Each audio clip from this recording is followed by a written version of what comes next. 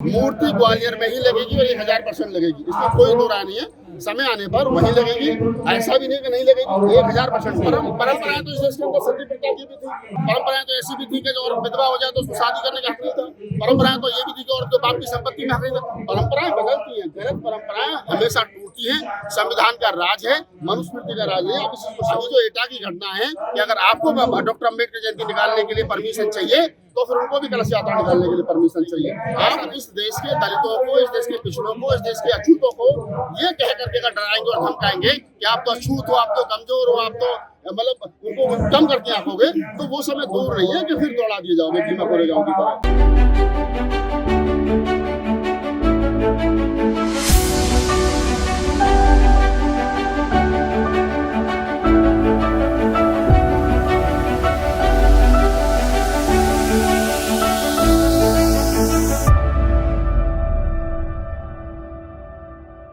आपका सवाल है ना कि हल नहीं निकल रहा है। समस्या क्या है ना कि लड़ाई एक दिन की नहीं है।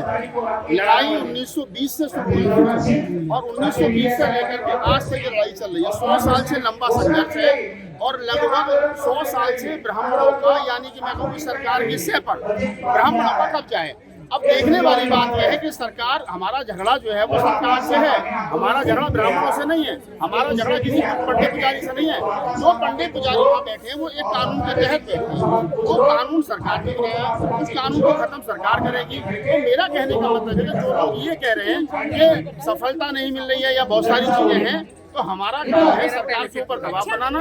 सरकार जब दबाव में आएगी, जब हमारी ताकत होगी, सरकार में लोकतंत्र में सर गिने जाते हैं। जब सरों की संख्या ज्यादा होगी तो निसंकोच रूप से सरकार दबाव में आएगी और फिर एक्ट 1949 खत्म होगा, क्योंकि वैसे भी उसका जो एक्ट है उसका कोई खास वजूद है नहीं। उसका सबसे बड़ा कारण यह है कि 26 जनवरी 1950 को जब भारत का संविधान लागू हुआ तो उसमें ये कहा गया कि आज से पुराने जितने भी कानून हैं वो सारे खत्म किए जाते हैं। तो मजे की बात है कि बीटेक 1949 जो है वो आखिरकार खत्म क्यों नहीं हुआ? कौन सी सरकारें हैं, कौन से सरकार में बैठे हुए लोग हैं, कौन से लोग हैं जो उस कानून को बरकरार रख रहे हैं और बौद्धों का हक नहीं दे रहे हैं और एक अवैध कानून के तहत महाबोधि महाविहार को संचालित कर रहे हैं। तो लड़ाई जो है वो एक्ट को खत्म करने की है। जिस दिन एक्ट खत्म हो जाएगा उस दिन पंडित पुजारी जो अंदर बैठे हैं वो अपने आप छोड़ करके उसको चले जाएंगे।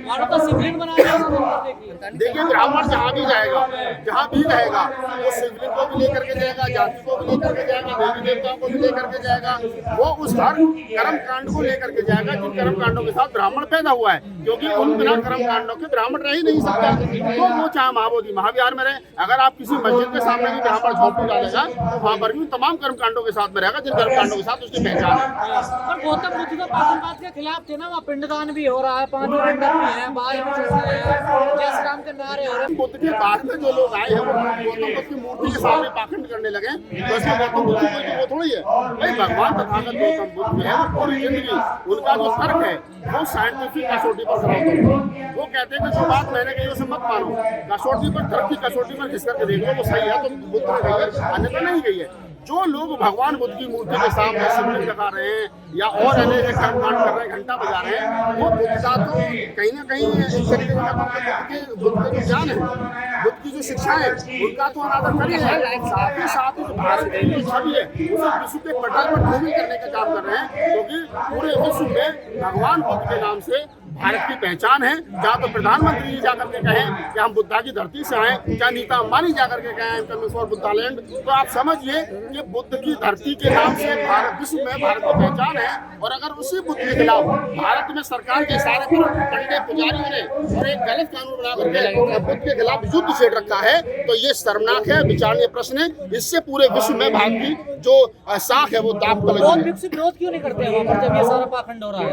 देखिए क्या है, मैं आपको बता दूं थोड़ा सा कि जिन लोगों को नहीं पता है कि 1992 में ये आंदोलन शुरू हुआ महाबोधि महाविहार का। उसमें भदंत आनंद, माथेरा, सुरेश ससाई, करुणाकर, हर्ष मोदी, तमाम वो भक्ति ज्ञानशील, तमाम वो बड़े भक्ते थे जो जिन्होंने उस समय वो आंदोलन चलाया। उस आंदोलन की खूबसूरती ये हुई कि वो आंदोलन चला तो वहाँ उससे पहले चुनाव नहीं होता था, उसके बाद वह चुनाव की प्रक्रिया हुई और 1996 में पहली बार बोध गया में चुनाव हुआ और 3 साल के लिए कमेटी चुनकर आई, जिसमें बड़े भक्ते जितने भी थे वो तमाम लोग चुनकर गए। पहले हिंदी भाषी थेरोवादी परंपरा के अम्बेडकरवादी बौद्ध भिक्षु पहली बार चुनकर के आए। वो 2002 तक यानी 6 साल तक वो कमेटी में रहे। उसके बाद आंदोलन हुआ कि उसमें जो डीएम है वो उसका चेयरमैन नहीं होना चाहिए। 4 बौद्ध है, 4 ब्राह्मण पुजारी हैं, और जो 9वां डीएम होता है वो किसी भी बिरादरी का, किसी भी धर्म का हो, वही उसका चेयरमैन रहेगा।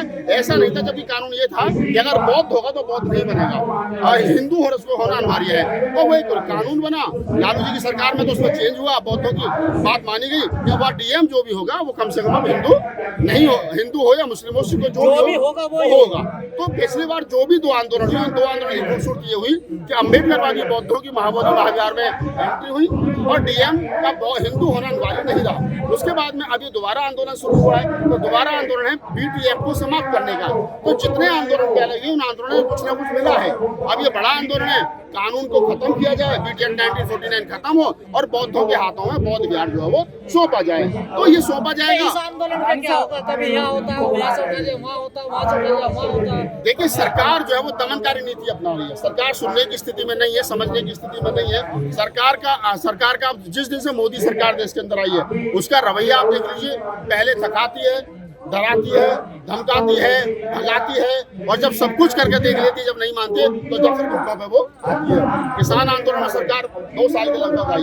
जब क्या नाम है 2 अप्रैल का आंदोलन हुआ SC/ST एट्रोसिटी एक्ट को लेकर के, तो सरकार जब घुटनों पर आई, जो हमारे 13 से ज्यादा बच्चे शहीद हो गए, जितना चाहे तो 13 पॉइंट रोस्टर का आंदोलन है, उस आंदोलन में सरकार जब घुटनों पर आई, जब सरकार को लग गया कि नहीं अब हमको पीछे झुकना, तो ये आप समझ लीजिए किसी भी तरीके से कि सरकार को जब तक सरों की संख्या ज्यादा नहीं होगी तब तक हाथों की संख्या ज्यादा नहीं होगी। आंदोलन कर रहे हैं आप लोग, ग्वालियर में आंदोलन कर रहे हैं, सफलता तो मिलती नहीं आप लोगों को। देखिए, सफलता मिलेगी, ऐसा नहीं कि सफलता नहीं मिलेगी। ग्वालियर से मूर्ति भी वापस चलेगी। क्या करो, देखिए ग्वालियर की मूर्ति का मामला अलग है, ये मामला अलग है। जितने भी मामले हैं, हर मामले का अपने आंदोलन कर रहे हैं। लड़ाई तो अम्बेडकरवादी लड़ रहे हैं।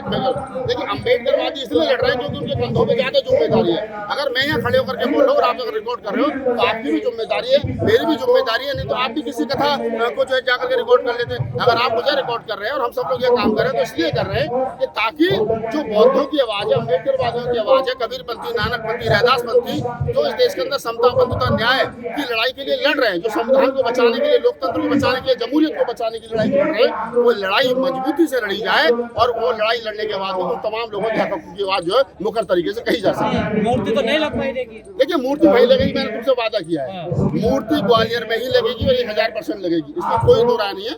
समय आने पर वही लगेगी, ऐसा भी नहीं कि नहीं लगेगी, 1000% लगेगी। कब आएगा वो समय? जल्दी आएगा, आप कहेंगे हम भी यही जल्दी समय आएगा। एटा की घटना को कैसे देख रहे हैं? एटा की घटना में मैंने पहले स्टेटमेंट दे चुकी है कि देखिए, इस स्प्रिंग को आप जितना दबाओगे उतना उबाल मारेगी। आप इस देश के दलितों को, इस देश के पिछड़ों को, इस देश के अछूतों को ये कह करके डराएंगे और धमकाएंगे कि आप तो अछूत हो, आप तो कमजोर हो, आप तो मतलब उनको कम करके आंकोगे, तो वो समय दूर नहीं है कि फिर दौड़ा दिए जाओगे भीमा कोरेगांव की तरह। अभी जो एटा की घटना है कि अगर आपको डॉक्टर अम्बेडकर जयंती निकालने के लिए परमिशन चाहिए तो फिर उनको भी कलश यात्रा निकालने के लिए परमिशन चाहिए। ऐसा नहीं हो सकता कि आपका कुत्ता और तुम्हारा कुत्ता हमारा कुत्ता और तुम्हारा पुलिस प्रशासन का काम है ना परमिशन चेक करने का। हाथ नहीं दो परमिशन। अगर आप मेरे मोहल्ले में आओगे तो पुलिस को थोड़ी बुलाऊंगा, मैं पहले आऊंगा ना, भाई लाओ परमिशन दिखाओ। परमिशन तो मैं मांगूंगा ना, अगर आपके पास है तो निकालिए, तो नहीं तो परंपराएं हैं, कई सालों से निकलती आ रही है ना वो। परंपराएं तो इस देश के अंदर सती प्रथा की भी थी, परंपरा तो इस देश के अंदर क्या नाम है बाल मजदूर बहुत सारी थी। परंपराएं तो ऐसी भी थी कि जो विधवा हो जाए तो उसको शादी करने का हक नहीं था। परंपराएं तो ये भी थी कि औरत के बाप की संपत्ति में हक नहीं था। परंपराएं बदलती हैं, गलत परंपराएं हमेशा टूटती हैं। संविधान का राज है, मनुस्मृति का राज नहीं। आप इस चीज को समझिए। जो लोग ये स्थापित करना चाहते हैं किसी भी कीमत पर कि हम बड़े हैं, हम क्या नाम है, हम सामंती हैं, हम ब्राह्मण हैं, हम क्षत्रिय, हम वैश्य हैं, लेकिन हम कह रहे हैं कि हम इंसान हैं, आप भी इंसान हो। और संविधान ने हर एक इंसान को इंसानियत सिखाई है, और अगर कोई इंसानियत का दायरा तोड़ करके जानवर बनने की कोशिश करेगा तो उसे इंसानियत सिखा दी जाएगी। अभी तो टेलर है एटा की घटना, आगे भी कहीं आपको या बुलंदशहर की घटना, जो ये टेलर है जुनेदपुर की घटना जो है, अगर दलितों को ज्यादा डराओगे धमकाओगे तो फिर ज्यादा जवाब दिया जाएगा। नहीं, जवाब तो दिया जाएगा, कानून के दायरे में रह करके रहा दिया जाएगा।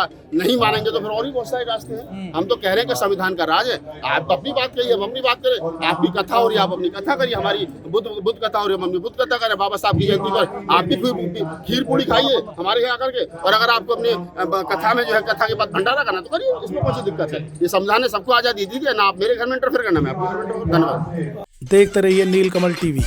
आपको अगर हमारा वीडियो अच्छा लगता है तो हमारे चैनल को सब्सक्राइब करिए, वीडियो को लाइक करिए, शेयर करिए। धन्यवाद।